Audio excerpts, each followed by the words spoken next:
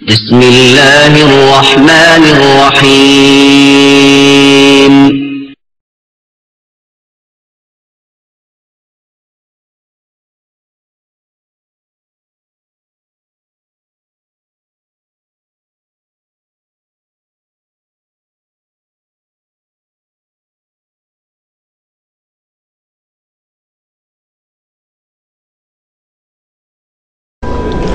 السلام عليكم ورحمة الله وبركاته.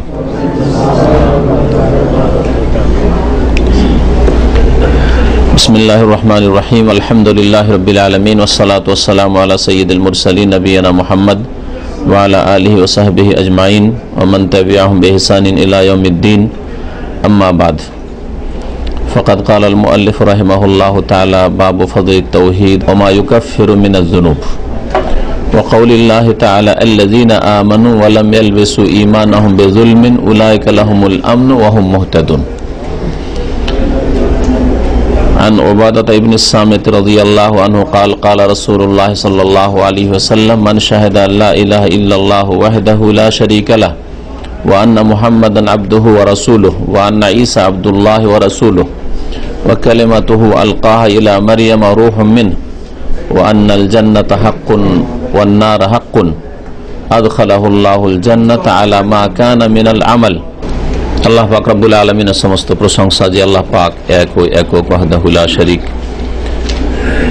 যে আল্লাহ পাক রব্বুল আলামিন আমাদের সৃষ্টিকর্তা এবং সবকিছুর মালিক। আর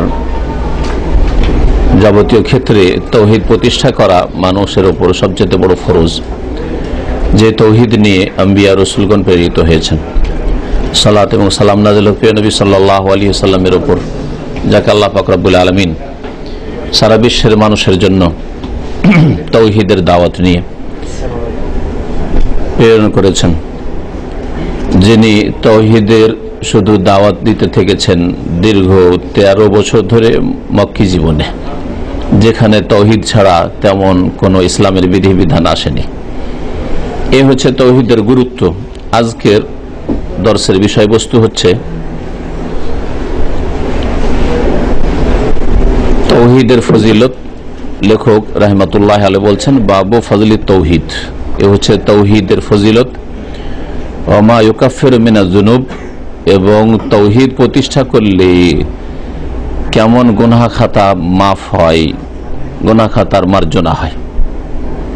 তৌহিদের মহত্ব, ফজিলত, এবং তৌহিদ কায়েম করলে, তৌহিদ প্রতিষ্ঠা করলে, আকীদায়, কথায়, কাজে তৌহিদ প্রতিষ্ঠা করলে গুনাহ খাতা যে মাফ হয়, এই বিষয় সম্পর্কে একটি আয়াত এবং কয়েকটি হাদিস লেখক রহমতুল্লাহ আলাইহি উল্লেখ করেছেন। আজকের এটা হচ্ছে দর্শের বিষয়বস্তু।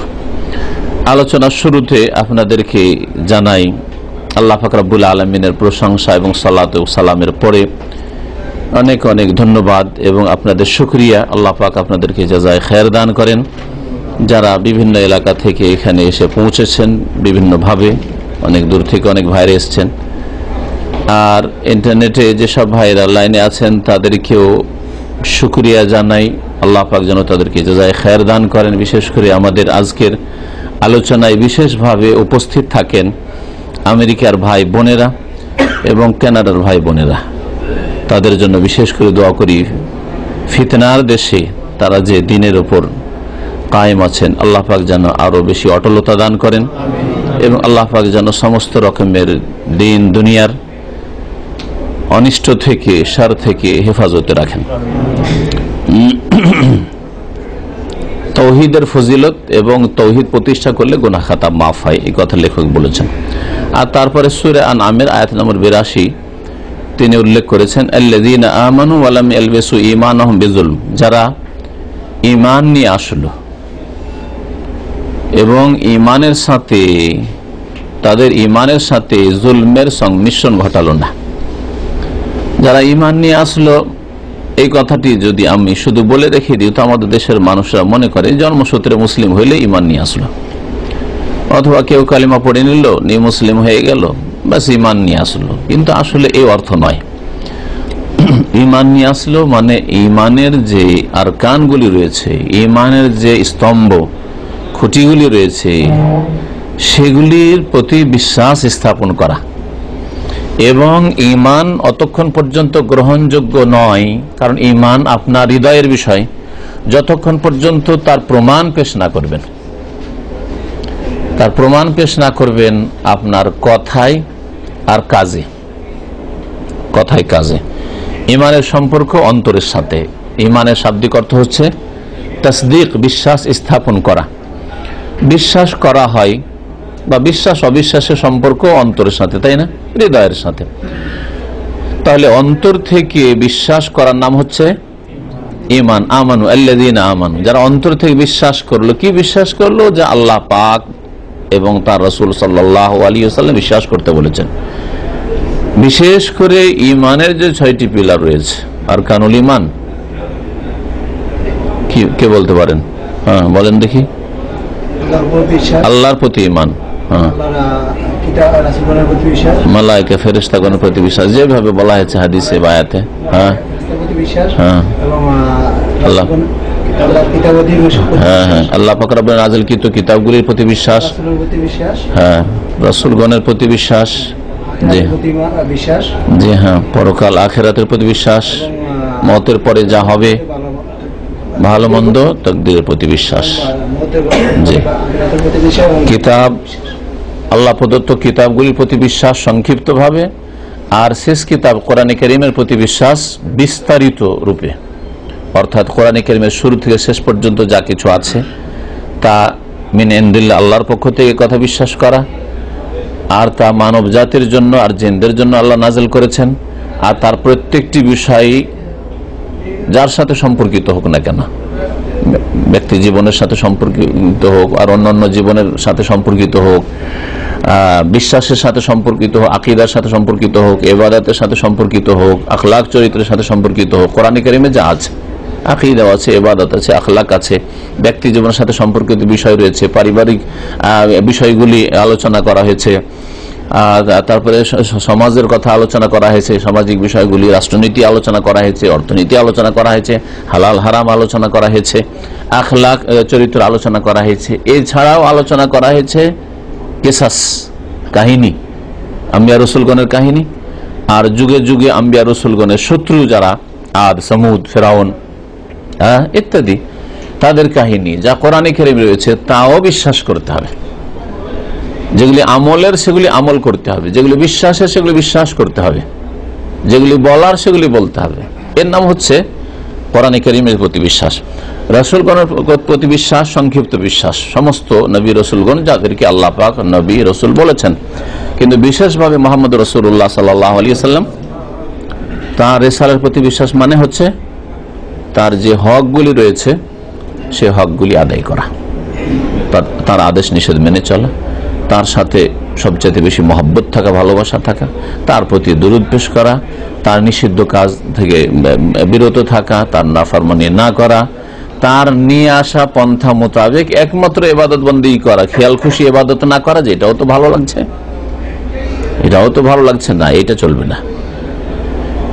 এইরকম যে হকগুলি রাসূলুল্লাহ সাল্লাল্লাহু আলাইহি ওয়াসাল্লাম বর্ণনা করা হয়েছে, এই বিষয়ে আমাদের রাসূলুল্লাহ সাল্লাল্লাহু আলাইহি ওয়াসাল্লাম হক, এর আগে এই বিষয়ের উপর আলোচনা আছে। তো রাসূলের হক একজন মুসলিমকে জেনে নিতে হবে। এ হচ্ছে ঈমানের যে 6টি পিলার বললাম, সংক্ষেপে বললাম। এগুলিকে বিশ্বাস করার নাম হচ্ছে আল্লাযীনা আমানু। এগুলিকে বিশ্বাস করলেন। বিশ্বাস যে আপনার আছে, এতগুলি মানুষ আমার সামনে বসে আছে, দূর থেকে শুনছেন, কার বিশ্বাস আছে না আছে কি করে বোঝা যাবে? আজান হয়ে গেল, ইকামত হয়ে গেল, আর রাস্তায় বসে আছেন, তাহলে কি করে বোঝা যাবে যে আপনার আল্লাহ বিশ্বাস আছে, পরকালে বিশ্বাস আছে, কোরআনে কারীমের প্রতি বিশ্বাস আছে? কি করে বোঝা যাবে যদি রাস্তায় বসে থাকেন? কি করে দোকানটা বন্ধ করে যদি রুমে ঢুকে যান, কি করে বোঝা যাবে যে আপনি মুসলিম, আপনার বিশ্বাস আছে, আপনি মুমিন? বোঝার কিছু নেই, তাই না? এই জন্য ঈমানের বাস্তব প্রমাণ হচ্ছে 5 ওয়াক্ত সালাতের আমল। কমপক্ষে 5 ওয়াক্ত সালাত আদায় করে দিয়ে, তাতে 4 করে নাই, 5 ওয়াক্ত সালাত আদায় করে দিয়ে প্রমাণ করে দেওয়া যে আনা মুসলিম, আমি মুসলিম, আমি আল্লাযীনা আমানুর অন্তর্ভুক্ত, এর প্রমাণ পেশ করে দিলাম।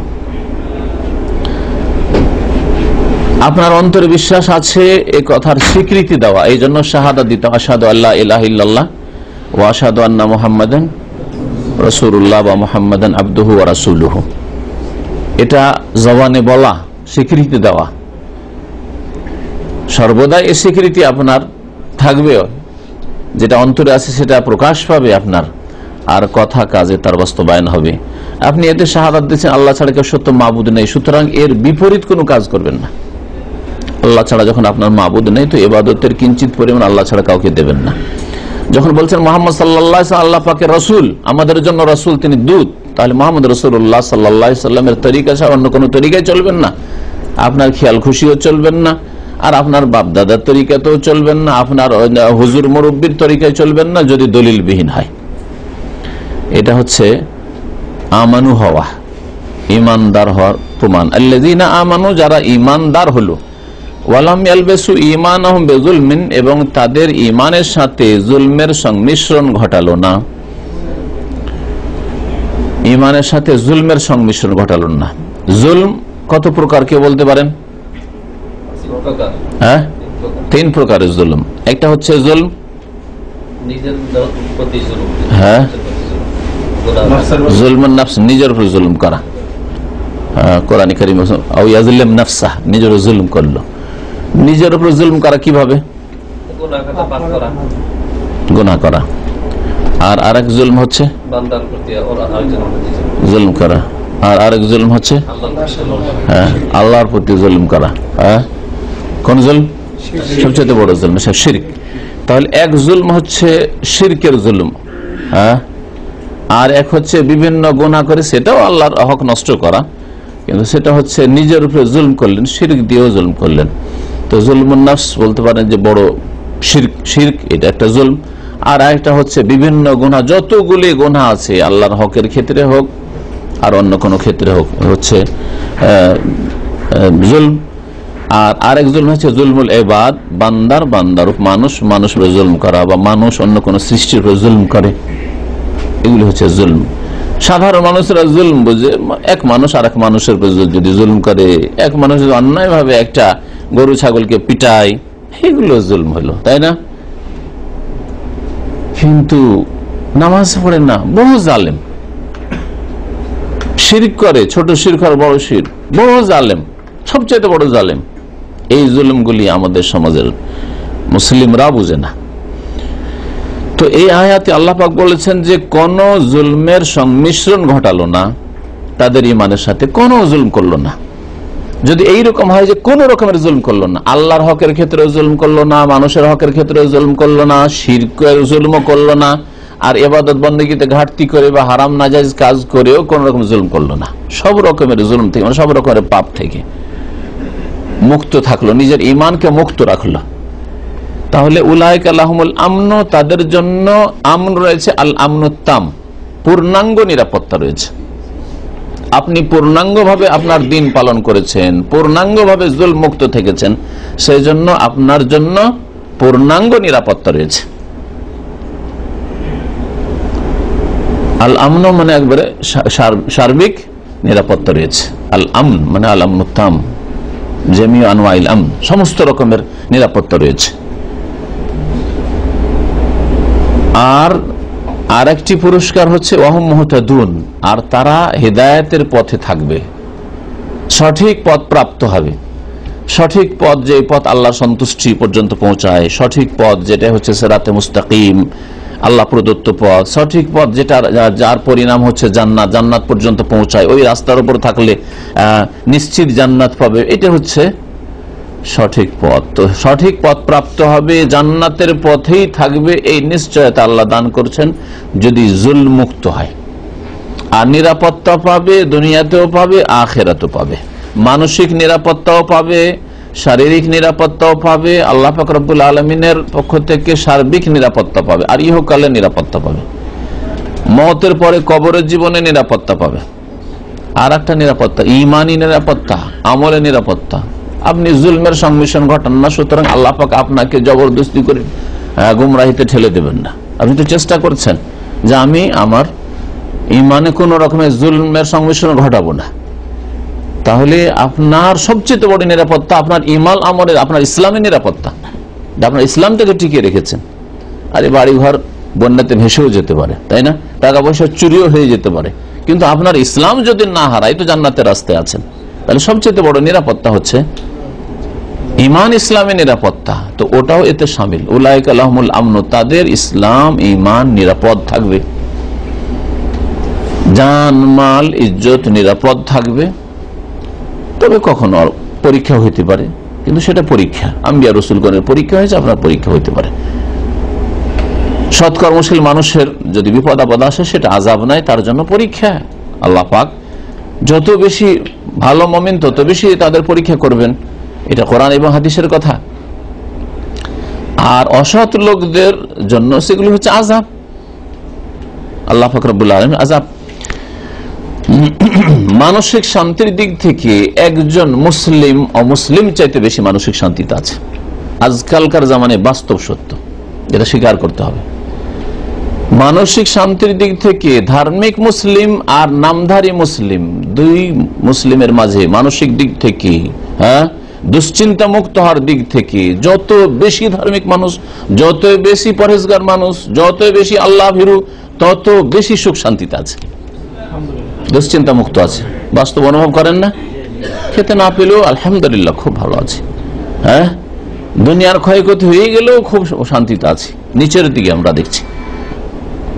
কিন্তু একজন দুনিয়াদার মানুষ উপর দিকে দেখছে, সুতরাং 5,000 রিয়াল মাসে ইনকাম করলেও শান্তি পায় না, জাহান্নামের মতো পেট হয়ে গেছে, খাই খাই মিটে না।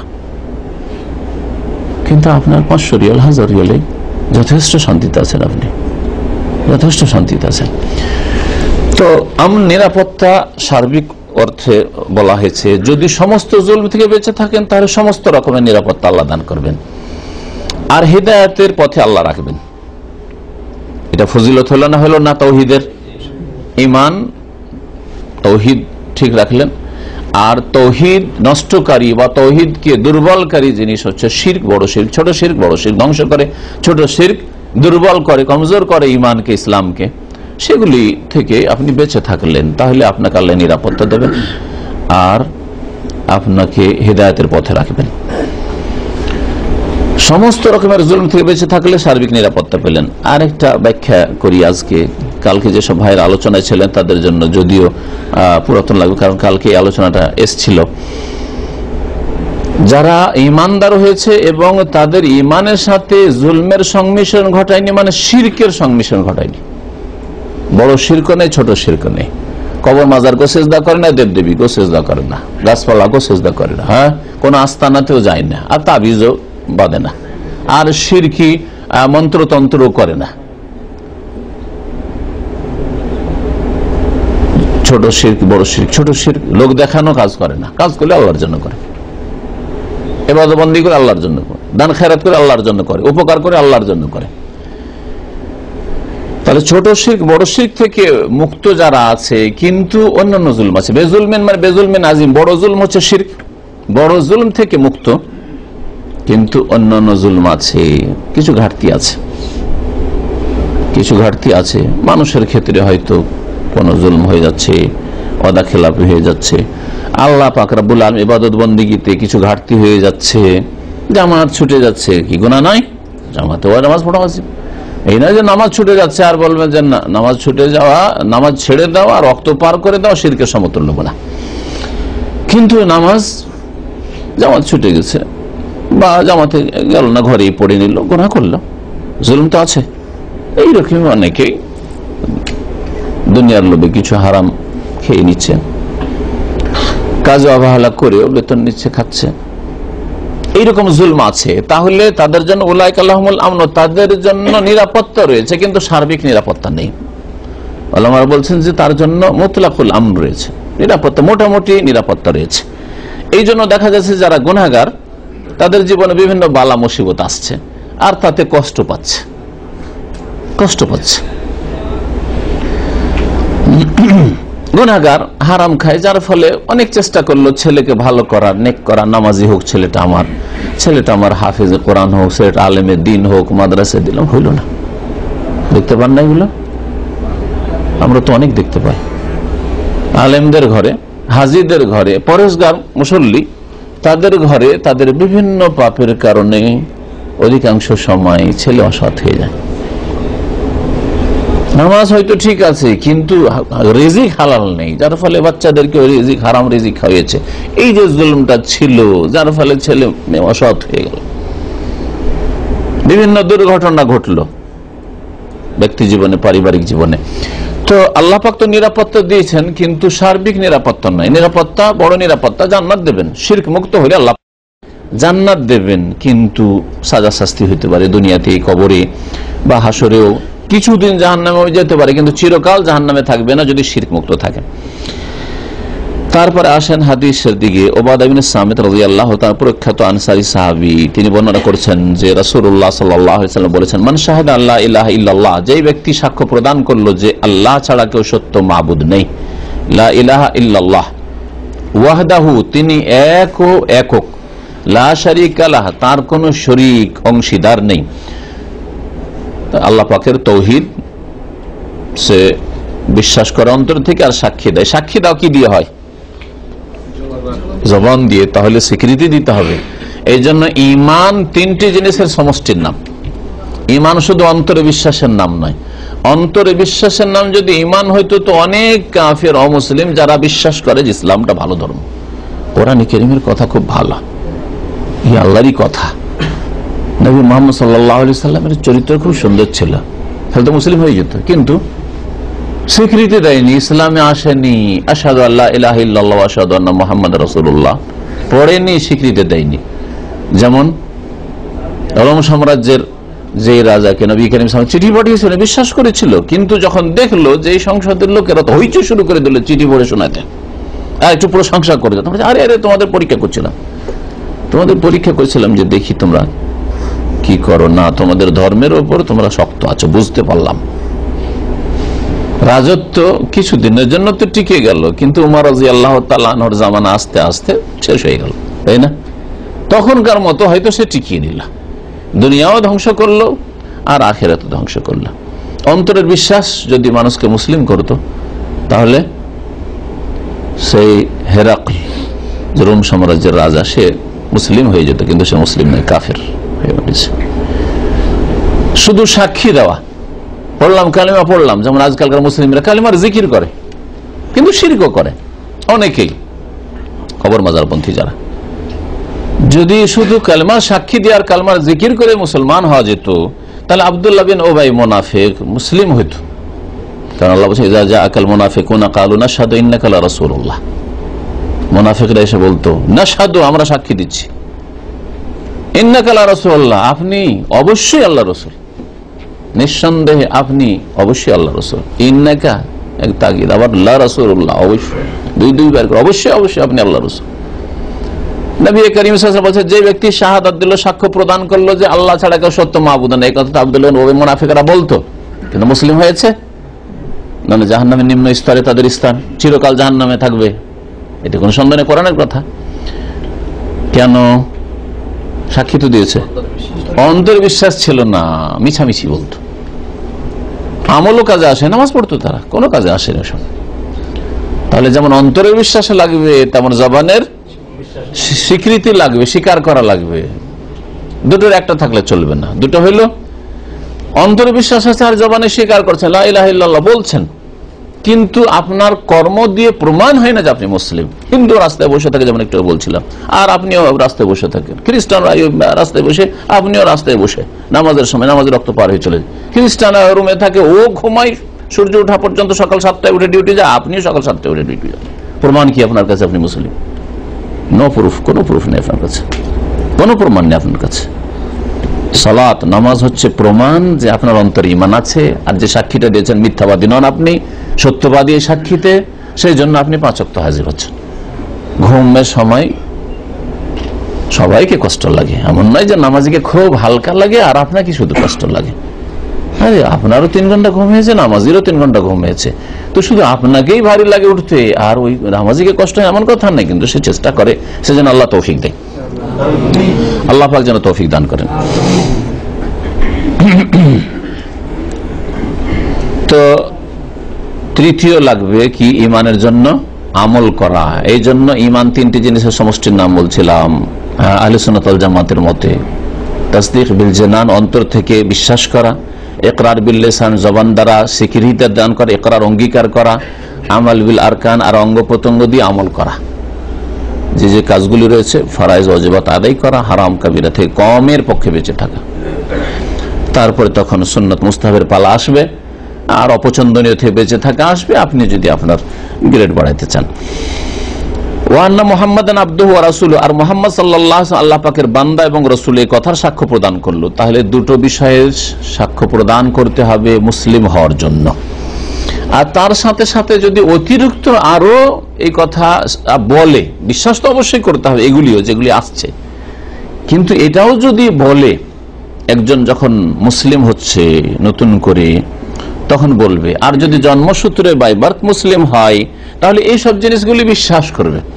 আপনাকে যখন তখন সাক্ষ্য প্রদান করতে হবে না, আপনি জন্মসূত্রে সাক্ষী পেয়ে গেছেন, জন্মসূত্রে যেন আপনি মা বাপ মুসলিম, তখন আপনি সাক্ষী দিয়ে এসছেন, তাই না, এই শাহাদাতের বা এই বিষয়গুলির।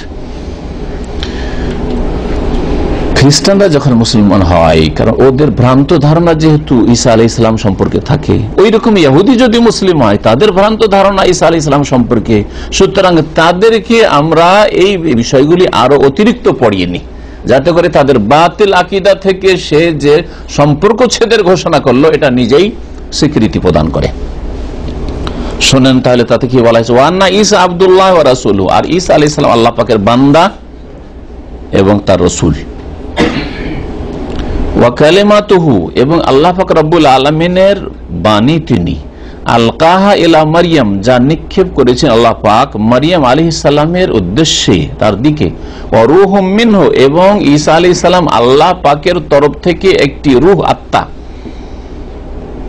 ওয়ান্নাল জান্নাত হাক্কুন, আর জান্নাত হচ্ছে সত্য, এই কথারও সাক্ষী দিল, ওয়ান্নার হাক্কুন, আর জাহান্নামও সত্য, এই কথারও সাক্ষী দিল, আদখালাহুল্লাহুল জান্নাত, তবে আল্লাহ পাক তাহলে কি করবেন, জান্নাতে তাকে দাখিল করবেন, প্রবেশ করাবেন, আলা মা কানা মিনাল আমাল, যেমনই তার আমল হোক না কেন। এটা একটা অনুবাদ করলাম, আর একটা তরজমা হচ্ছে আলা মা কানা মিনাল আমাল, তাদের কর্ম অনুপাতে, যেমন যার কর্ম ছিল তেমন জান্নাতে স্তর পাবে। এটা সবচেয়ে ভালো ব্যাখ্যা। এখানে কিছু কথা অস্পষ্ট আছে, সংক্ষেপে বলে দিয়ে তারপর তখন বিস্তারিত এই সম্পর্কে আলোচনা যখন সময় হবে, আবার ভাষ্যকার যা বলেছেন তা শোনাব। ঈসা আলাইহিস সালাম আল্লাহ পাকের বান্দা এবং রাসূল, এতে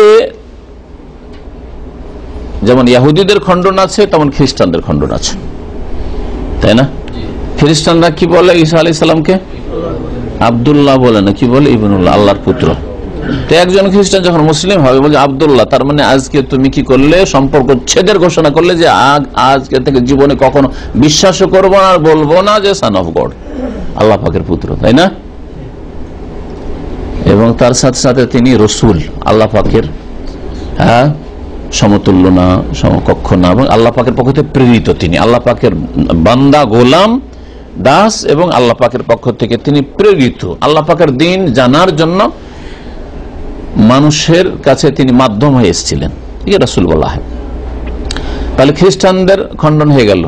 খ্রিস্টানদের যতগুলি ফিরকা রয়েছে, সে সালেসু সালাসা, তিনের এক বলুক, আর আল্লাহর পুত্রই বলুক, আর যিনি আল্লাহ তিনি ঈসা, যেমন খ্রিস্টানের বিভিন্ন দল এইরকম তাদের ভ্রান্ত আকীদা রেখে থাকে।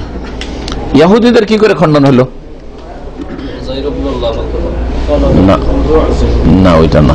ঈসা আলাইহিস সালাম সম্পর্কে, ঈসা আলাইহিস সালাম সম্পর্কে নবী সাল্লাল্লাহু আলাইহি ওয়াসাল্লাম বলছেন যে যেই ব্যক্তি সাক্ষী দিবে কি যে ঈসা আলাইহিস সালাম আল্লাহর বান্দা এবং রাসূল, এতে ইহুদিদেরও বাতিল কথার এবং বেয়াদবি আর কুফরি কথার খণ্ডন রয়েছে।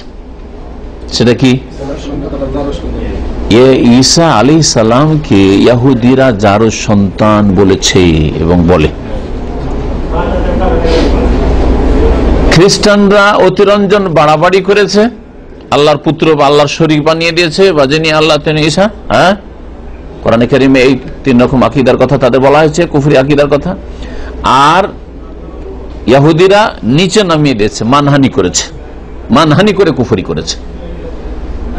ঈসা আলাইহিস সালাম বিনা বাবায় যখন জন্মালো, তাহলে কেমন ছেলে হবে? যারও সন্তান।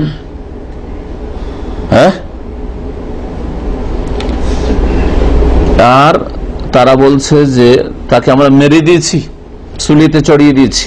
ভ্রান্ত আকীদা। হ্যাঁ, না, তিনি রাসূল হয়ে এসেছেন, তাকে মেরে দেওয়া হয়নি। বা কোরআনে কারিমে এরও খণ্ডন করা হয়েছে, ওমা কাতালু ওমা সালাবু ওয়ালাকিন শুব্বিহা লাহুম, তাকে তারা খুনও করতে পারেনি আর সুলেও চড়ায়নি। তাদের ভুল ধারণা সেটা।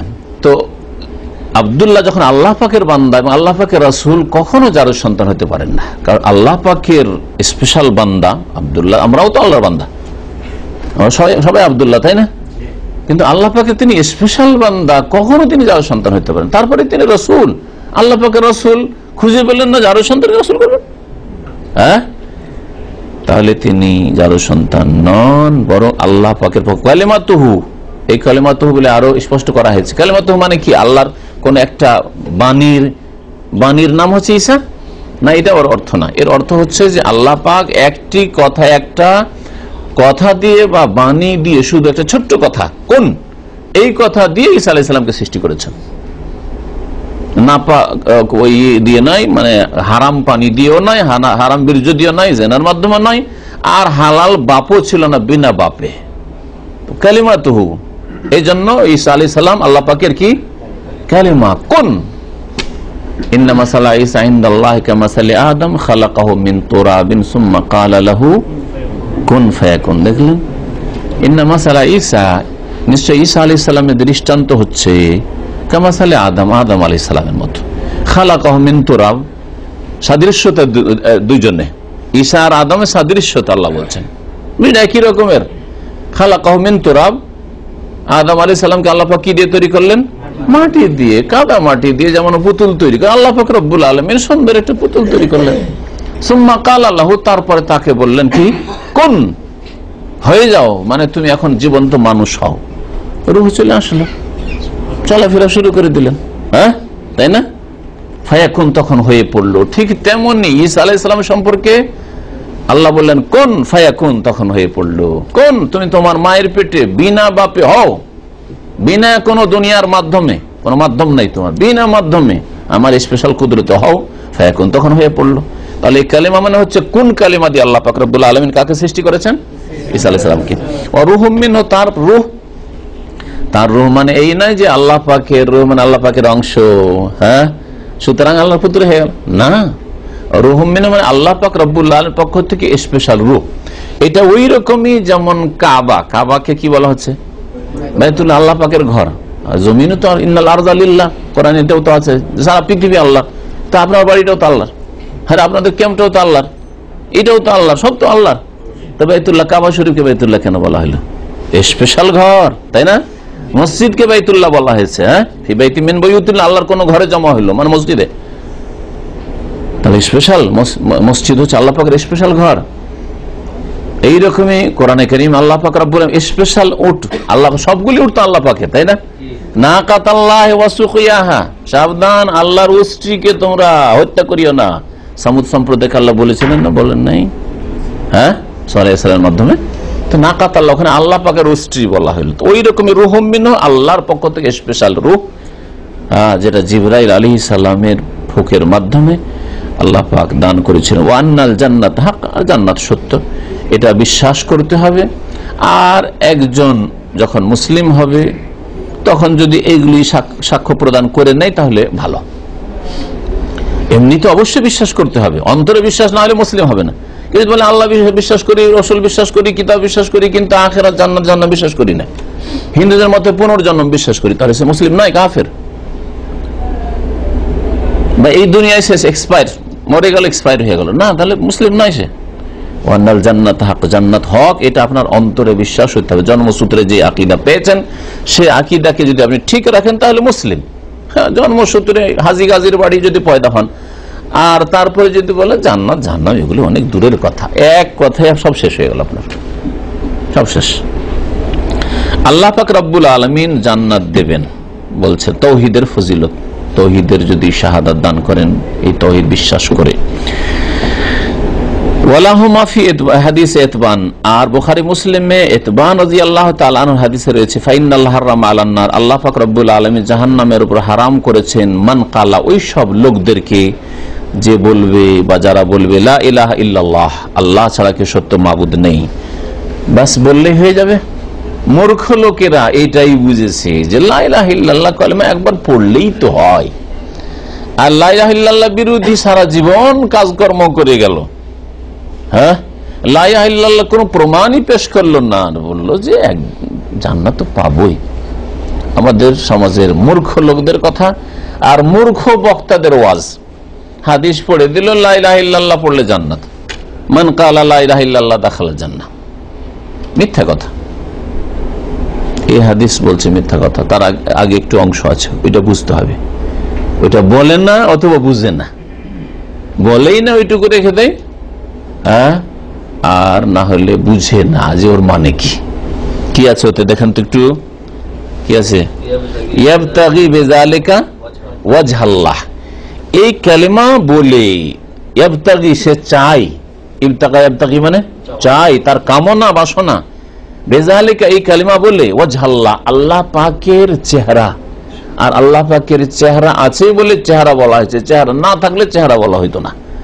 আর এই চেহারা বলে উদ্দেশ্য করা হয়েছে আল্লাহ পাকের সন্তুষ্টি, সেটা হচ্ছে আলাদা কথা, ভাব অর্থ। কিন্তু আসল জিনিসটা আছে বলেই ভাব অর্থ উদ্দেশ্য করা হয়েছে। হ্যাঁ, একমাত্র ঘোড়ার ডিমের কথা বলা হয়, যেটা ডিম না হয়ে ঘোড়ার ডিম বলা হয় আমাদের ভাষায়, তাই না? আর কখনো বলা হয় যে মানুষের ডিম, শুনেছেন কোনদিন? মানুষের ডিম নেই সেজন্য মানুষের ডিম বলা হয়, পাখির ডিম বলা হয়, মুরগির ডিম বলা হয়, ঠিক না? হ্যাঁ, তাহলে বোঝা যাচ্ছে যে আল্লাহ পাক রব্বুল আলামিনের চেহারা, ফেস আছে আল্লাহ পাকের মতো, সেই জন্য ওয়াজহাল্লাহ বলা হয়েছে। আর বিদআতপন্থীরা আমাদের দেশের আল্লাহর চেহারা নেই, আল্লাহ নিরাকার। তাহলে তাদের কাছে যেন এটা ঘোড়ার ডিমের মতো ব্যবহার করা হয়েছে, যেন ঘোড়ার ডিম হয় না তারপর ঘোড়ার ডিম বলে, ঠিক তেমনি আল্লাহ পাকের চেহারা নাই। আর কোরআন হাদিসে চেহারা ওয়ায়াবকা ওয়াজহু রাব্বিকা কুল্লু শাইইন হালিকুন ইল্লা ওয়াজহা ইয়াবতাগি বিযালিকা ওয়াজহাল্লাহ। আয়াত একটি আয়াত নয়, কয়েকটি আয়াত রয়েছে, হাদিস রয়েছে আল্লাহ পাকের চেহারা সম্পর্কে। তারপরেও আশায়েরা আর মাতুরিদি এই ভ্রান্ত মতবাদ যে আল্লাহ পাকের চেহারাই বিশ্বাস করে না, তারা চেহারা মানে আল্লাহ পাকের সত্তা হয়ে গেল না, চেহারা মানে সত্তা নাই। ইয়াবতাগি বিযালিকা ওয়াজহাল্লাহ। এখন বুঝেন তাহলে কালিমা পড়ে উদ্দেশ্য হইতে হবে, কামনা বাসনা কি হইতে হবে, অন্তরের চাহিদা হইতে হবে। হ্যাঁ, ইয়াবতাগি কি আল্লাহ পাকের সন্তুষ্টি। লা ইলাহা ইল্লাল্লাহ বলে আপনি আল্লাহ পাকে সন্তুষ্ট করতে চান, তাহলে লা ইলাহা ইল্লাল্লাহ মানে কি না জেনে শুধু মন্ত্র পড়ার কথা বলা হয়েছে। আরবি ভাষায় নাজিল হয়েছে, যদি মন্ত্র পড়ার বিষয় হইতো আর আপন অবস্থায় থেকে গেলাম, অসুবিধা নেই, তাহলে আবু তালেবকে এই কালেমাটা পড়তে অসুবিধা ছিল? এত ভাতিজা রিকোয়েস্ট করছে, এত প্রিয় ভাতিজা কথায় রাখতে পারলো না? সে বুঝতো যে লা ইলাহা ইল্লাল্লাহ পড়ে না মানে নিজের পায়ে লাথি দিয়ে মূর্তিগুলোকে ভেঙে ফেলা, এটা করতে পারবো না, বাপ দাদার ধর্ম। বাবারে হু আলা মিল্লাতে আব্দুল মুত্তালিব, যাক সারা জীবনটা যখন কেটে গেল আব্দুল মুত্তালিবের ধর্মেই মরি। নবী সাল্লাল্লাহু আলাইহি ওয়াসাল্লাম বলছে ইয়া আম্মি কুল লা ইলাহা ইল্লাল্লাহ, হে চাচা বলুন লা ইলাহা ইল্লাল্লাহ। তাহলে লা ইলাহা মন্ত্র পড়া যদি হতে চায়, যেমন আজকালকার বিদআত মুসলিমরা বা জাহেল মুসলিমরা বুঝে বা জাহেল বক্তারা বলে থাকে ওয়াজ মাহফিলে লা ইলাহা ইল্লাল্লাহ পড়ে জান্নাত, না কখনো না। লা ইলাহা ইল্লাল্লাহ একবার সাক্ষী দিলে জান্নাত না। লা ইলাহা ইল্লাল্লাহ মানে আল্লাহ ছাড়া কেউ বার হক সত্য মাবুদ নেই। তাহলে আপনার কাছে ইবাদতের যোগ্য আল্লাহ ছাড়া কেউ নেই। ইবাদতের যতগুলি ধরন প্রকরণ রয়েছে তার মধ্যে একটু সামান্য আল্লাহ ছাড়া কাউকে দেবেন না। এটা হচ্ছে লা ইলাহা ইল্লাল্লাহ। আর এটা বলে আপনার উদ্দেশ্য হবে আল্লাহর সন্তুষ্টি হাসিল করা। তো আল্লাহ পাকের প্রথম ইবাদত মুসলিম জীবনে 5 ওয়াক্ত নামাজ, আর 5 ওয়াক্ত নামাজই পড়েন না বলে আল্লাহকে আমি রাজি করতে চাই কালিমা দিয়ে, আল্লাহর সন্তুষ্টি চাই। মিথ্যুক না আপনি? যেই ব্যক্তি অন্তর থেকে বলবে যে আমি আল্লাহকে রাজি করতে চাই, তাকে কখনো বেনামাজি পাবেন না, কখনো বেনামাজি পাবেন না। কখনো বড় বড় কাবিরা গুনাহ করছে আর বছরকে বছর চলে যাচ্ছে, জীবন পার হয়ে চলে যাচ্ছে, আর তওবা নেই, সংশোধন নেই, এইরকম কখনো পাবেন না। আল্লাহ সন্তুষ্টি চাই, সুতরাং সব সময় আল্লাহকে সন্তুষ্ট রাখার চেষ্টা করবে। জানি না কখন মত চলে আসে।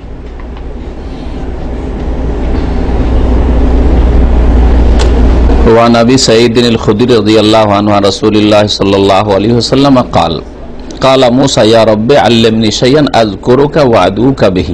আবু সাঈদ খুদরি রাদিয়াল্লাহু তাআলা আনহু থেকে বর্ণিত, তিনি রাসূলুল্লাহ সাল্লাল্লাহু আলাইহি ওয়াসাল্লাম থেকে বর্ণনা করছেন যে রাসূলুল্লাহ সাল্লাল্লাহু আলাইহি ওয়াসাল্লাম বলেছেন, কালা মুসা, মুসা আলাইহিস সালাম একবার বললেন আল্লাহ পাককে দরখাস্ত করে, ইয়া রব্বে, হে প্রতিপালক, আল্লামনি শাইআন, আমাকে এমন একটা কিছু শিখিয়ে দেন, আযকুরুক, যার দ্বারা আপনাকে স্মরণ করব, আপনার জিকির আজকার করব, ওয়া আদউকা বিহি, এবং আপনার কাছে দোয়া করব তা দিয়ে। কালা, তখন আল্লাহ পাক বলেন, কুল ইয়া মুসা, হে মুসা তুমি বলো, লা ইলাহা ইল্লাল্লাহ, আল্লাহ ছাড়া কেউ সত্য মাবুদ নেই, এই কথা বলা। কালা, তখন মুসা আলাইহিস সালাম ভাবলেন যে এটা তো সবাই বলে, তা আমি তো কিছু স্পেশাল চেয়েছি যেটা অন্য কেউ না জানবে।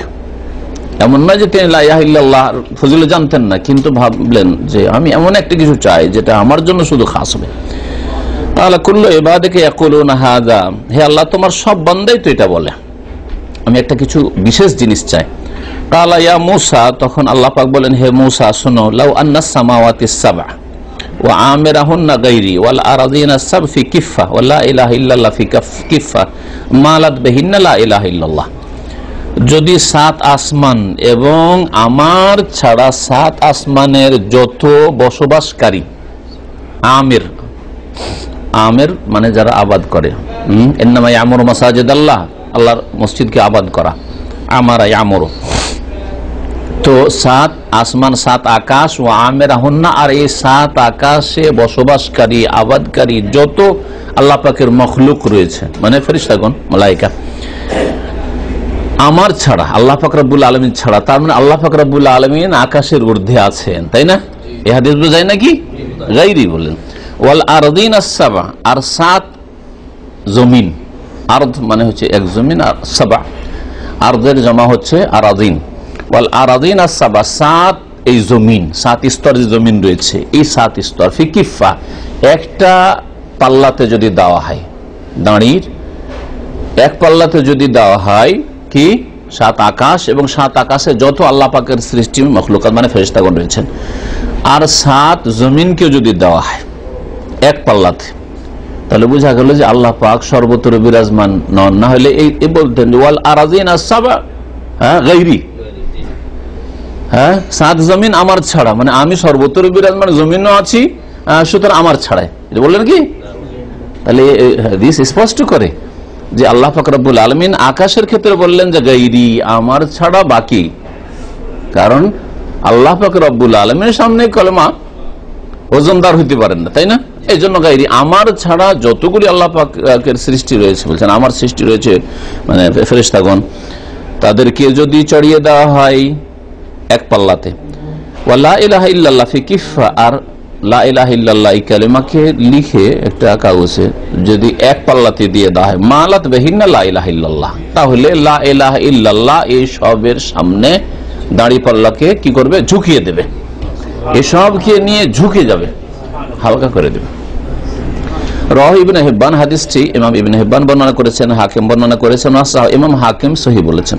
হাদিসটি সম্পর্কে দ্বিমত রয়েছে, হাদিসটিকে জয়ীফ বলা হয়েছে, আর এটা আগের ঘটনা, সুতরাং যদি জয়ীফ হয় তো আমাদের জয়ীফ দিয়ে ফজিলতের কোনো প্রয়োজন করে না, কারণ আরো বহু তাওহীদের ফজিলতে সহিহ সহিহ হাদিস রয়েছে। ওয়ালিদ তিরমিজি, আর তিরমিজিতে একটি হাদিস রয়েছে হাসান, এমন তিরমিজি হাদিসটিকে হাসান বলেছেন। আনাস রাদিয়াল্লাহু তাআলা আনহু থেকে বর্ণিত, সামিআতু রাসূলুল্লাহ সাল্লাল্লাহু আলাইহি ওয়াসাল্লাম, আমি রাসূলুল্লাহ সাল্লাল্লাহু আলাইহি ওয়াসাল্লামকে বলতে শুনেছি, ইয়াকুল, কাল আল্লাহু তাআলা, মহান আল্লাহ বলেন, আল্লাহ পাক বলেন হাদিসে, তো এই হাদিসকে কি বলা হয়? হাদিসে কুদসি। ইয়া ইবনা আদম, ইবনা আদম, হে আদম সন্তান, লাউ আতাইতানি বিকুরাবিল আরদি খাতায়া, তুমি যদি পৃথিবী ভর্তি করে, জমিন ভর্তি গুনাহ নিয়ে আসো, সুম্মা লাকিতানি লা তুশরিকু বি শাইআ, আর আমার সাথে সাক্ষাৎ করো এমন অবস্থায় যে আমার সাথে কোনো কিছুকে শরীক করনি, লা তুশরিকু বি শাইআ, কোনো কিছুকে শরীক করনি, লা আতাইতুকা বিকুরাবিহা মাগফিরা, তাহলে আমি জমিন ভর্তি তোমার কাছে মার্জনা নিয়ে আসবো, মানে তোমাকে মাফ করে দিব। জমিন ভর্তি গুনাহ নিয়ে এসছো কিন্তু শিরক করনি, শিরকের গুনাহ করনি, আল্লাহ ছাড়া কাউকে সিজদা করনি, আল্লাহ ছাড়া কাউকে ডাকনি, আল্লাহ ছাড়া কেউ দিতে পারে আল্লাহ ছাড়া কেউ সুস্থ করতে পারে, আল্লাহ ছাড়া কারো কাছে ছেলে মেয়ে পাওয়া যায়, আল্লাহ ছাড়া কারো কাছে গেলে মনের বাসনা পূরণ হয়, এইসব শিরকি কুফরি আকীদা রাখতে না। আর যেতেও না কোথাও, আর কাউকে দূর থেকেও ডাকতে না। যেমন পীর ওলি আউলিয়াকে বা নবী রাসূলকে অনেকে ডেকে থাকে, গায়রুল্লাহকে ইয়া হোসেন কেউ করে, ইয়া আলী করে, কেউ ইয়া গৌসুল আজম করে, কেউ ইয়া গরিব নওয়াজ, ইয়া বাবা, দূর থেকে করুক আর কাছে থেকে করুক, এগুলি বড় শিরক। তো এইরকম কোন শিরক করেনি, কিন্তু অন্য অন্য গুনাহ আছে, তাই আল্লাহ পাক তাকে মাফ করে দেবেন। মাফ করে দেবেন মানে এই নয় যে প্রথম দিনই মাফ করে দেবেন। এই হাদিসে কি এটা কথা আছে? এই হাদিসগুলিকে অনেকে নিয়ে নিয়েছে এমন ভাবে, খুব সহজ ভাবে, যে জমিন ভর্তি যদি গুনাহ আল্লাহ মাফ করে দেন, তার মানে তো যত গুনাহ করি তাওহীদ ঠিক আছে, শিরক করি না, হ্যাঁ, সুতরাং জান্নাত পাবো। কিন্তু এই হাদিসে কি এই কথা আছে যে আল্লাহ পাক প্রথম দিনই মাফ করে দেবেন? মাফ করার বিভিন্ন স্তর আছে। আল্লাহ পাক রব্বুল আলামিন কিছু নেক বান্দাকে এমন ভাবে মাফ করবেন যে দুনিয়াতেও বালা মুসিবত হলে আল্লাহকে কষ্ট হয়। আল্লাহ বালা মুসিবত দিতে চান না। হাদিস প্রমাণ করে আমার বান্দাকে কষ্ট হলে আমাকে কষ্ট হয়, নেক বান্দাকে। হ্যাঁ, এই জন্য আল্লাহ পাক রব্বুল আলামিন দুনিয়াতে সৎ লোকদের পক্ষ থেকে ডিফেন্স করেন, প্রতিরক্ষা করেন, দুশমনকে প্রতিহত করেন আল্লাহ পাক রব্বুল আলামিন। ইন্নাল্লাহা ইউদাফিউ আনিল্লাযিনা আমানু, খাঁটি মুমিনদের পক্ষ থেকে আল্লাহ পাক ডিফেন্স করেন,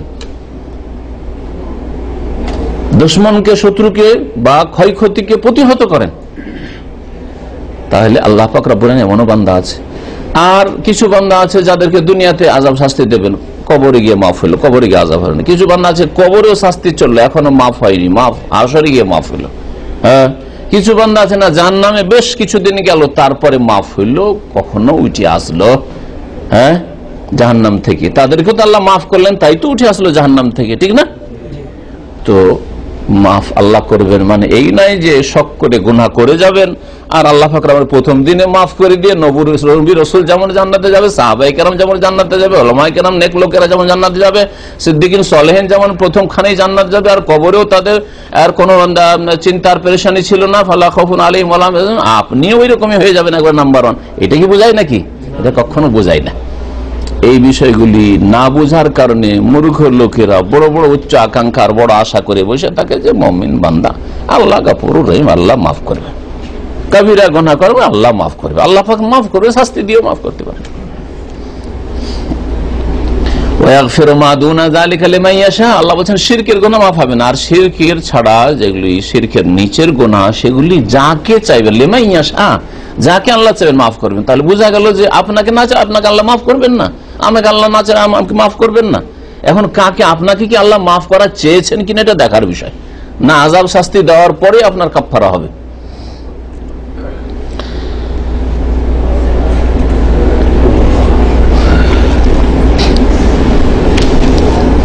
দর্শ প্রায় শেষ। এখন ভাষ্যকার যেসব এই দর্শের ভাষ্যে সারাতে গুরুত্বপূর্ণ বিষয়গুলি লিখেছেন আর হয়তো আমাদের আলোচনায় আসেনি, সেই সব বিষয়গুলি আপনাদেরকে দু একটা বলবো আর তারপরে আমাদের আলোচনা শেষ করব।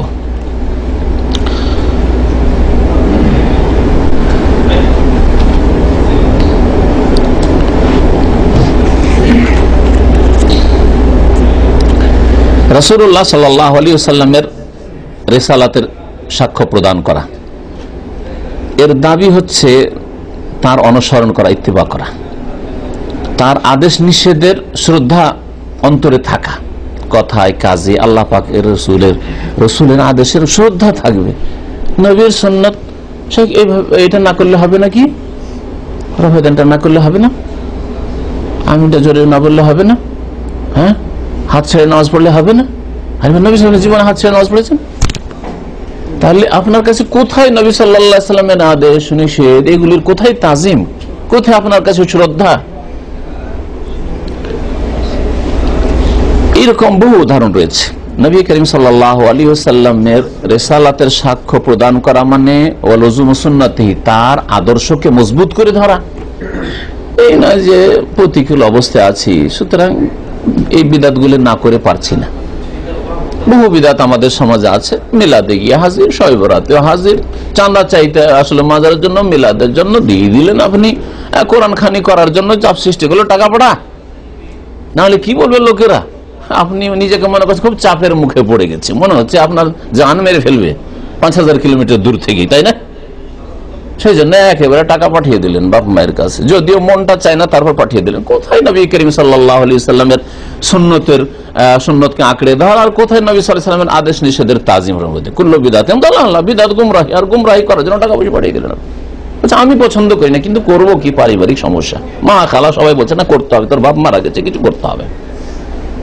কোথায় তাজিম? ওয়াল বারাআতু মিম্মান আফরাতা বিল গুলুই ফীহি কাওলান আও ফি'লান, এবং যারা কথায় কাজে নবী করিম সাল্লাল্লাহু আলাইহি সাল্লাম সম্পর্কে অতিরঞ্জন বাড়াবাড়ি করে, তাদের থেকে সম্পর্ক ছেদ করা। দেখতে পাচ্ছেন সমাজে এমন লোকেরা যারা নবী সাল্লাল্লাহু আলাইহি সাল্লামকে নিয়ে বাড়াবাড়ি করছে, আর তাদের সাথে ওই রকমই খাতির, মজবুত খাতির, যেমন আপনার তাওহীদ সুন্নতের অনুসারী ভাইদের সাথে খাতির, একই রকম, কোনো পার্থক্য নেই, একই রকমের মহব্বত। তাহলে কোথায় আপনার রাসূলুল্লাহ সাল্লাল্লাহু আলাইহি ওয়াসাল্লামের রিসালাতের যে সাক্ষ্য প্রদান করেছেন কালেমায়ে শাহাদাতে ওয়া আশহাদু আন্না মুহাম্মাদান আবদুহু ওয়া রাসূলুহু, এর বাস্তব প্রমাণ কোথায়? যে বিদআতি বিদআত করে, যে বলে নবী নূরের পয়দা, নবীর ছায়া ছিল না, নবীর পেশাব পায়খানা দেখা যেত না, হ্যাঁ এই নবীর এই হইতো, আর নবী না হলে পৃথিবী হইতো না, কিছুই সৃষ্টি হইতো না, না হইতো আরশ কুরসি। তারাও বন্ধু হ্যাঁ এইরকমই যারা ফাসিক ফাজির, আপনার রাজনৈতিক নেতা ধরেন ফাসিক ফাজির, নামাজ নেই, দিন নেই, কিচ্ছু নেই, তার ওদের সাথেও খাতির, আর নামাজি তাওহীদ প্রতিষ্ঠাকারী তাদের সাথে একই রকম অবস্থা। তাহলে কোথায় আপনি আছেন? যারা নবী সম্পর্কে অতিরঞ্জন করে তাদের সাথে সম্পর্ক ছেদ হইতে হবে। ওই রকমই নবীর মানহানি করে, ফরজ অজেব ছেড়ে দিয়ে নবীর নাফরমানি করে যারা দুনিয়াদার, যারা দিনের ফরজ অজেব পালন করে না, হারাম থেকে বাঁচে না, সুদখোর ঘুষখোর, তাদের সাথে খাতির আপনার। তাহলে যারা নবীর মানহানি করে তাদের সাথে খাতির রাখলেন, যারা অতিরঞ্জন বাড়াবাড়ি করে, শিরক বিদআত করে, তাদের সাথে খাতির রাখলেন, তাদের সাথে সম্পর্ক ছেদ করলেন না তাদের থেকে। তাহলে আপনি তাদের সাথে খাতির রাখলেন, তার মানে নবী সাল্লাল্লাহু আলাইহি সাল্লামের যে কালেমার শাহাদাত দিয়েছেন তার আপনি দাবি পূরণ করলেন না।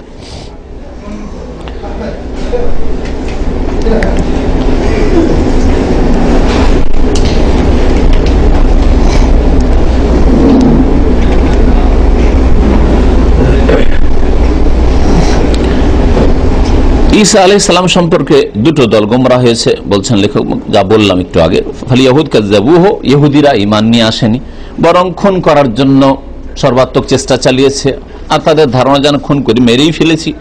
ওয়ান্নাফা নবুওয়াতাহু, নবুওয়াত রিসালাত কিছুই মানেনি। ওয়াকালু ফীহি ওয়া ফী উম্মিহি, তাকে বলেছে যার সন্তান, আর তার মাকে বলেছে হ্যাঁ দানিয়া, হ্যাঁ অসতী। অথচ আল্লাহ বলছেন উম্মুহু সিদ্দিকা। আল্লাহ কোরআনে কি বলছেন? তার মা ছিল শুধু মুমিনা না, সিদ্দিকা, অতি সত্যবাদী। সিদ্দিক আর সিদ্দিক আর আবু বকর সিদ্দিক, হ্যাঁ এই উম্মতের আবু বকর সিদ্দিককে সিদ্দিক উপাধি দেওয়া হয়েছে, নবী করিম সাল্লাল্লাহু আলাইহি ওয়াসাল্লাম সাহাবারা দিয়েছেন। আর মারিয়াম আলাইহিস সালামকে আল্লাহ পাক কোরআনে কারীম উম্মুহু সিদ্দিকা বলেছেন। সিদ্দিকদের স্তর চিন্তা করুন, নবী রাসূলগণ পরে ফাউলাইকা মাল্লাযিনা আনআমা আল্লাহু আলাইহিম মিনান নাবিয়িনা ওয়াস-সিদ্দিকিন ওয়াস-শুহাদা ওয়াস-সালিহিন। তাহলে শুহাদা মানে যারা আল্লাহর কাছে শহীদ হয়েছে, অথবা শুহাদা মানে ওলামা যারা আল্লাহ পাকের ওয়াহদানিয়তের সাক্ষ্য প্রদান করে, তাদের উপরে হচ্ছে সিদ্দিকদের স্তর। তাহলে বড় বড় আলেম আর ইমামের উপরে স্থান হচ্ছে কার? মারিয়াম আলাইহিস সালামের, আর আবু বকর সিদ্দিকের, আর ওই রকম বহু সিদ্দিক সাহাবায়ে কেরামরা সকলেই সিদ্দিক আমরা বলবো। হ্যাঁ, যদিও বিশেষ এই সিদ্দিকের গুণ আবু বকরের মধ্যে বেশি ছিল, সেজন্য সবাইকে তার এই উপাধি দেওয়া যাবে না, তাকে দেওয়া হয়েছে। তাহলে সিদ্দিকদের স্তর নবীদের পরে। আর আমরা বলি মারিয়াম আলাইহিস সালামকে সিদ্দিকা, আর ইহুদিরা বলে যে জানিয়া, অসতী, ব্যভিচারকারিনী, আউযুবিল্লাহ। তারপরেও যদি খ্রিস্টানের বন্ধুত্ব থাকে ইহুদির সাথে, তাহলে খ্রিস্টানদের একটু পড়া উচিত, একটু চোখ খোলা উচিত। সবচেয়ে বেশি শ্রদ্ধা পেশ করেছে, যেই শ্রদ্ধা আল্লাহ পাক পেশ করতে বলেছেন এবং হক আদায় করেছে ঈসা আলাইহিস সালামের উম্মতে মুহাম্মাদিয়া, মুসলিমরা। খ্রিস্টানরা অতিরঞ্জন বাড়াবাড়ি করেছে, আর ইহুদিরা মানহানি করেছে, বেয়াদবির কুফরি করেছে।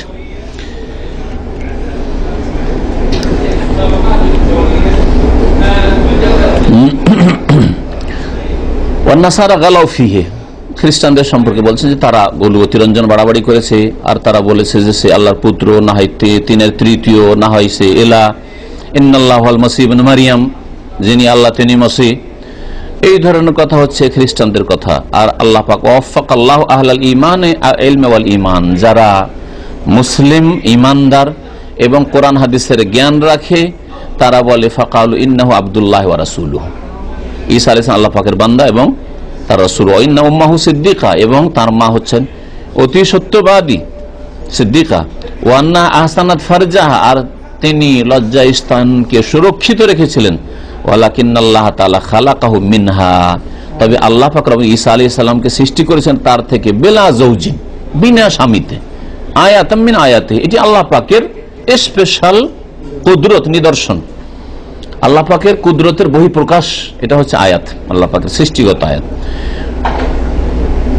যেমন আয়াতটি একটু আগে পড়েছিলাম যে খালাকাহু মিন তুরাবিন সুম্মা ক্বালা লাহু কুন ফায়াকুন, কামাসালি আদম আলাইহিস সালামের মতো।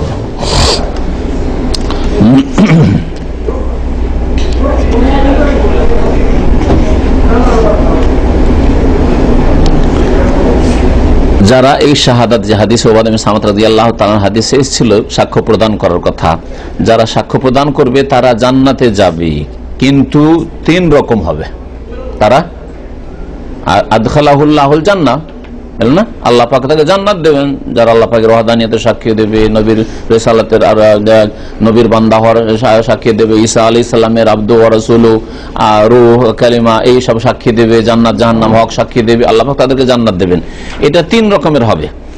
ইম্মা আইয়ালকাল্লাহ সালিম মিন জামিই যুনুবি আল কাবায়ের দুনা শিরক ওয়াস সাগায়ের আও বিশাইয়্যিন মিনহা, সমস্ত গুনাহ থেকে মুক্ত হয়ে আল্লাহর সাথে সাক্ষাৎ করেছে, এই সাক্ষ্য প্রদান করেছে, এবং শিরক ছাড়াও যতগুলি গুনাহ আছে কাবীরা সাগীরা থেকে মুক্ত হয়ে আল্লাহর সাথে সাক্ষাৎ করেছে। অথবা সাগীরা বা কিছু থাকলেও ইয়াগফিরাহুল্লাহু লাহু, আল্লাহ পাক মাফ করে দিয়েছেন। অনেক নেক আমলের জন্য মানুষের নেক আমলে সাগীরা গুনাহ মাফ হয়, অনেক সময় কাবীরা গুনাহ তওবা করলে কাবীরা মাফ হয়ে যায়, মাফ হয়ে গেছে। তাহলে ফায়াদ ইউদখিলুহুল্লাহুল জান্নাতা লিআউয়ালি ওয়াহলা, তাহলে প্রথমখানে আল্লাহ জান্নাত দিয়ে দিবেন। তাহলে একদল হবে যারা এই কালিমা তাইয়্যিবার সাক্ষ্য প্রদান করে তার বাস্তবায়ন করেছে, কাবিরা থেকে বেঁচে থেকেছে, বড় বড় গুনাহ থেকে বেঁচে থেকেছে, আর ছোটখাটো গুনাহ হইলে নেকি দ্বারা মাফ হয়ে গেছে, তাদেরকে আল্লাহ পাক প্রথমখানেই জান্নাত দিয়ে দিবেন। একদল হবে। আর এক দল হবে আইয়ালকাল্লাহু মুসিরুন আলা কাবীরাতিন আও যামবিন, আর আরেক দল হবে যারা বড় বড় কাবিরা গুনাহ করে গেছে কিন্তু তারা বড় শিরক করেনি, কাবিরা গুনাহ করেছে, অন্যান্য গুনাহ হয়েছে। ওয়া হুয়া বাইনা আমরাইনে, 2 রকম হইতে পারে। ইম্মা আইয়াফু আনহু ফায়ুদখিলুল জান্নাহ, হয়তো আল্লাহ মাফ করে দেবেন। সে গুনাহ তো করে এসছে, কিন্তু বান্দার অন্তরে সততা ছিল, চেষ্টা ছিল যে গুনাহ থেকে বাঁচবো, কিন্তু বাঁচতে পারেনি। এইরকম অনেকে আছে যে প্রতিকূল অবস্থায়, সারা জীবনটা প্রতিকূল অবস্থায়, উল্টো দিকে, ঈমান ইসলামের উল্টো দিকে বসবাস করেছে, বড়ই কষ্ট হয়েছে, বড় কষ্ট করে দিন পালন করেছে। যেমন কিয়ামতের কাছাকাছি সময় হবে যে আগুন হাতে নিয়ে থাকার মতো কষ্টকর হবে দিন ইসলাম পালন করা। এইরকম বিপরীত অবস্থায় দিন ইসলামের যতটা পেরেছে করেছে, কিন্তু গুনাহ নিয়েও গেছে। তো হতে পারে যে আল্লাহ পাক তার অন্তরে সততা ইখলাস দেখে আল্লাহ পাক গুনাহ থাকলে মাফ করে দেবেন আর জান্নাত দিয়ে দেবেন। আও ইয়ালকাহু মুসিররান আলা যুনুবিহি, অথবা গুনাহ করে গেছে আর তার অন্তরে ওই রকমের সততা, আল্লাহ পাক অন্তর্যামী, আর তার তওবার চেষ্টাও দেখেনি। ফায়ুজাজিহি বিজুরমিহি, আল্লাহ পাক তাকে তার পানিশমেন্ট দেবেন তার পাপের। ফায়ুআকিবুহুল্লাহু ক্বাবলা দুখুলিন নার, জাহান্নামে যাওয়ার আগে আল্লাহ পাক বেশ কিছু শাস্তি দেবেন, দুনিয়ার শাস্তি, যেমন বললাম কবরের শাস্তি। আয়ুদখিলুহুন নার, অথবা কবরের হাজার হাজার বছরের শাস্তি, কবর আযাব পেয়েও মাফ হলো না। অনেক লোক এরকম হারাম অনেক খেয়ে গেছে, নামাজ পড়েছে, ঘুষখোর, নামাজ পড়েছে কিন্তু অনেক গুনাহ করেছে, তো আল্লাহ পাক শাস্তি দেবেন। কি জন্য? লিয়ুতাহিরাহু মিন রিসসিহি, তার গুনার অপবিত্রতা নাপাকি থেকে পাক পবিত্র করার জন্য। সুম্মা ইউখরিজু মিনহা, তারপরে জাহান্নাম থেকে বের করে নেবেন। সুম্মা ইউদখিলুহুল জান্নাহ, তারপরে জান্নাতে দেবেন। এতে তাওহীদের ফজিলত বেরিয়ে আসে। কিন্তু তার আল্লাহ পাকের সন্তুষ্টি উদ্দেশ্য ছিল এবং তার ঈমান ইসলামের প্রমাণ পেশ করেছে। সর্বনিম্ন যেটা ইসলামের প্রথম আমল মুসলিম জীবনে, সেটা দিয়ে আবার বলছি, সেটা হচ্ছে 5 ওয়াক্ত নামাজ পড়া। এই জন্য 5 ওয়াক্ত নামাজ না পড়লে গবেষক উলামায়ে কেরামদের নিকট আর সৌদি আরবের বর্তমান সমস্ত আলেমদের নিকটে বেনামাজি কাফের হয়ে যায়, বেনামাজির ইসলাম থাকে না, কারণ তার কাছে কোনো প্রমাণ থাকলো না, প্রুফ থাকলো না যে সে মুসলিম। এবং এই মর্মে অনেক দলিল আছে, মানে নামাজ ত্যাগকারীর বিধান, এই বইটা যদি আপনারা পড়েন যথেষ্ট। আর এছাড়া আমার আলোচনা বিস্তারিত সম্পর্কে আছে।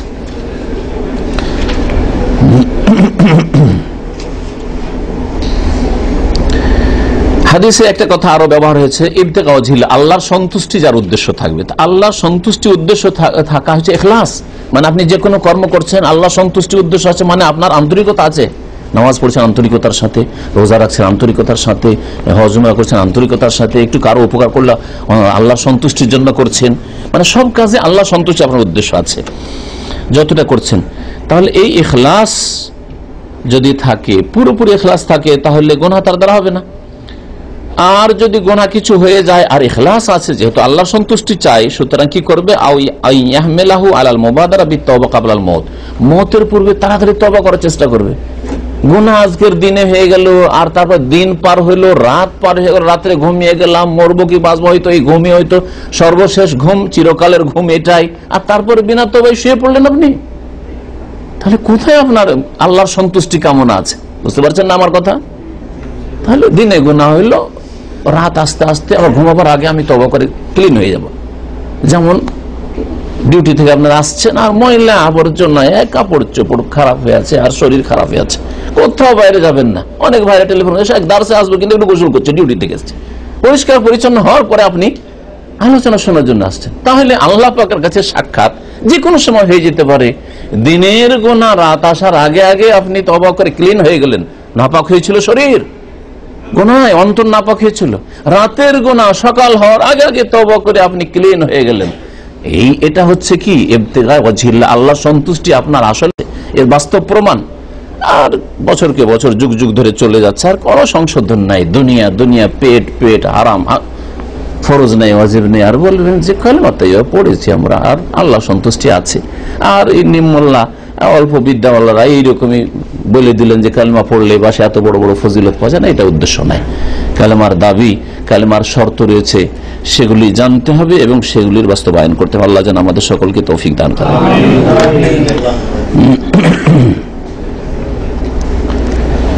এই মর্মে ইমাম ইবনে তাইমিয়া রাহমাতুল্লাহ আলাইহি কি বলছেন শোনাই। কালা শাইখুল ইসলাম ইবনে তাইমিয়া রাহিমাহুল্লাহ তাআলা, ইন্নাল মুবতাগি লিওয়াজহিল্লাহ লা বুদ্দা ইউকাম্মিলা ওয়াসাইলাল বুগিয়া, যে আল্লাহর সন্তুষ্টি চাইবে সে অবশ্যই আল্লাহর সন্তুষ্টির উপায়গুলি তলাশ করে পুরা করবে। ভাই একটা মানুষ, যে কোনো মানুষ হোক, স্ত্রী স্বামীকে রাজি রাখতে চায় আর স্বামী স্ত্রীকে রাজি রাখতে চায়। স্বামী বলছে আমার স্ত্রীকে আমি সবসময় খুশি রাখতে চাই, আর স্ত্রী বলছে আমার স্বামীকে আমি খুশি রাখতে চাই। তাহলে এর জন্য কিছু উপায় আছে না নেই? কাজকর্ম আছে না নেই? বাড়ি গেলেন দেখছেন রান্না মানে কিছু নেই, ঘুম থেকে উঠলো, খাবার বলছে আসো তুমি রান্না করো, আমিও করেছি, দুজনেই খাবো, তুমিও খাবে আমিও খাবে, সন্তুষ্ট হয়ে যাবেন। তাহলে স্বামীকে সন্তুষ্ট করার যে উপায় সেটা করলো। বাড়িতে গেছেন, একটু বাসা লেগেছে, পানি পানি, ওই যে ওখানে পানি রাখা আছে, খেয়ে নাও, পানি তো দেখিয়ে দিল। স্বামীকে সন্তুষ্ট করার জন্য উপায় গ্রহণ করলো, চেষ্টা করলো না। যদি বলে না না তোমাকে তো পানি দেখিয়ে দিচ্ছি, আমি বলেছি পানি খেয়ে দেবো না বলেছি, চলবে? হ্যাঁ, তাহলে সন্তুষ্ট, কত সুন্দর কথা ইবনে তাইমিয়া রাহমাতুল্লাহ আলাইহি, যেই ব্যক্তি সন্তুষ্টি চাইবে